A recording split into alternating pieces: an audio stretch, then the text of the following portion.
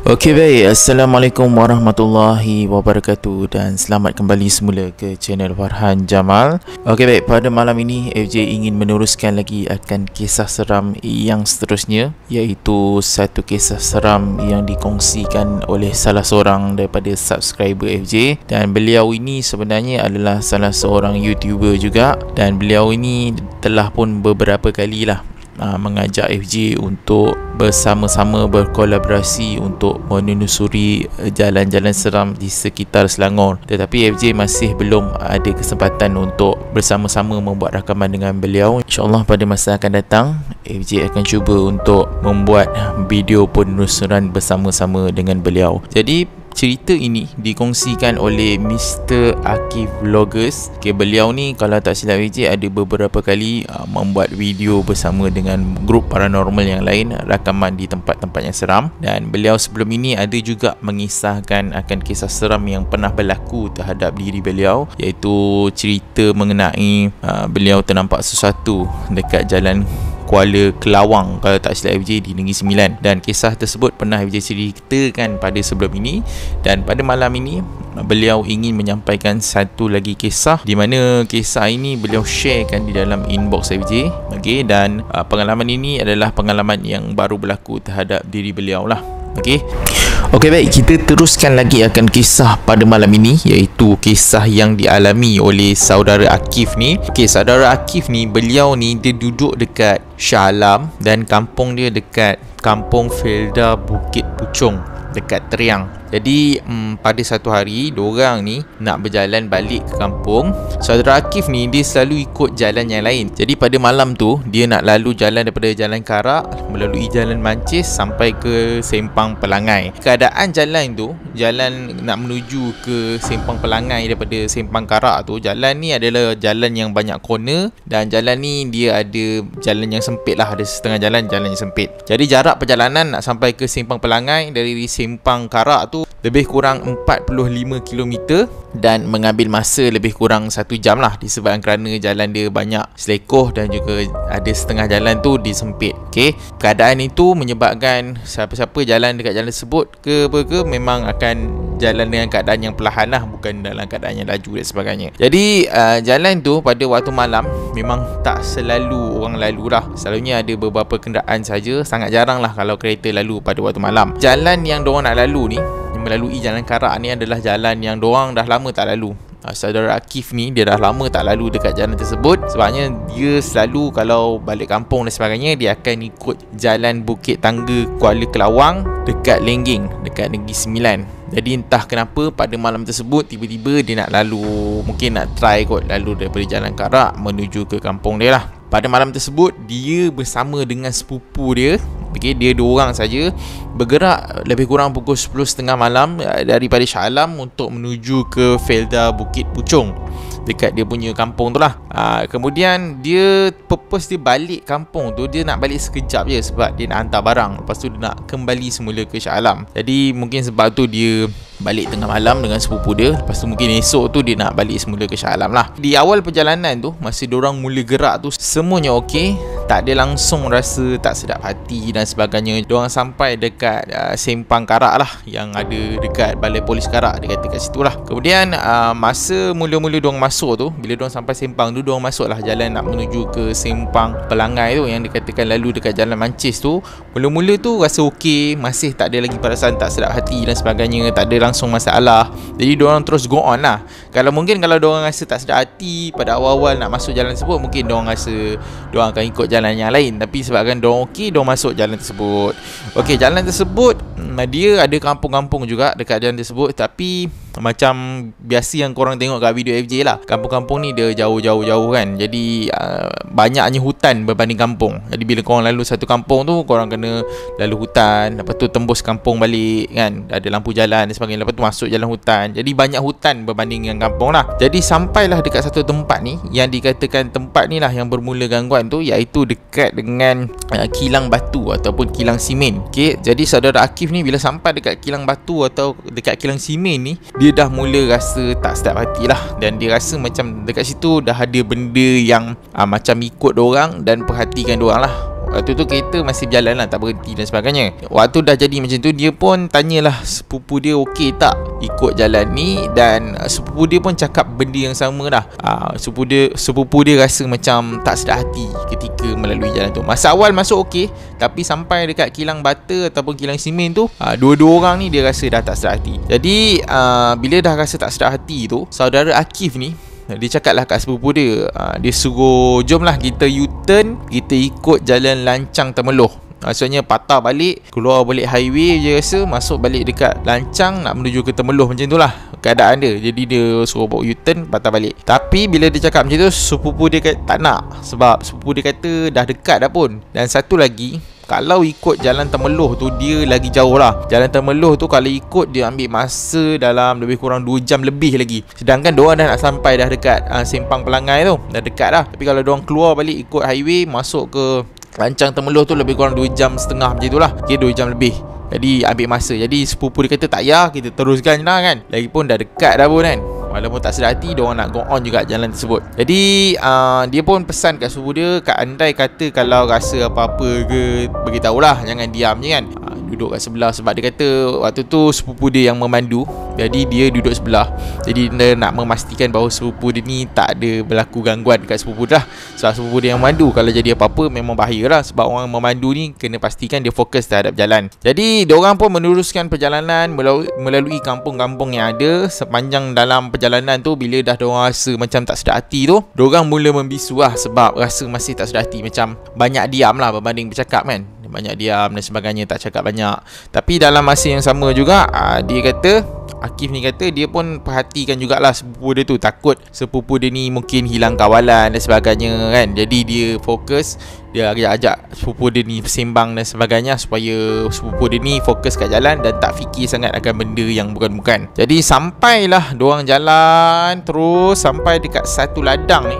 Tak pasti dekat ladang mana. Saudara Akif ni dia nampak macam ada satu lembaga hitam dekat tepi jalan. Lebih kurang ketinggian dia 2 km lah, dekat sempang nak masuk dekat ladang tu. Okay, so FJ imagine, FJ tak pasti ladang apa. Mungkin ladang kelapa sawit. Selalunya ladang kelapa sawit akan ada sempang-sempang jalan masuk. So korang imagine tengah jalan tu, dia nampak dari jauh ada nampak macam susuk penampakan lembaga hitam yang tinggi lah dekat sempang jalan nak masuk ke ladang tersebut. Jadi dia tengok tu, dia nampak ni, Akif ni cerita, dia nampak lembaga tu macam nak pergi kat tengah jalan. Dia suruh sepupu dia perlahankan kenderaan dan dorang ni baca ayat lah. Akif tu dia suruh sepupu dia baca ayat dan dia sendiri baca ayat. Ayat yang dibaca ialah a'udzubillahi minasyaitonirrajim, a'udzubikalimatillahit tammati min syarri ma khalaq.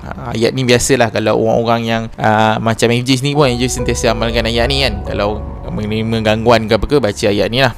Okay, jadi dia suruh sepupu dia baca dan dia sendiri baca. Jadi apabila nampak keadaan itu, okay, dia suruh sepupu dia perlahankan kenderaan, lalu jalan tu slow-slow.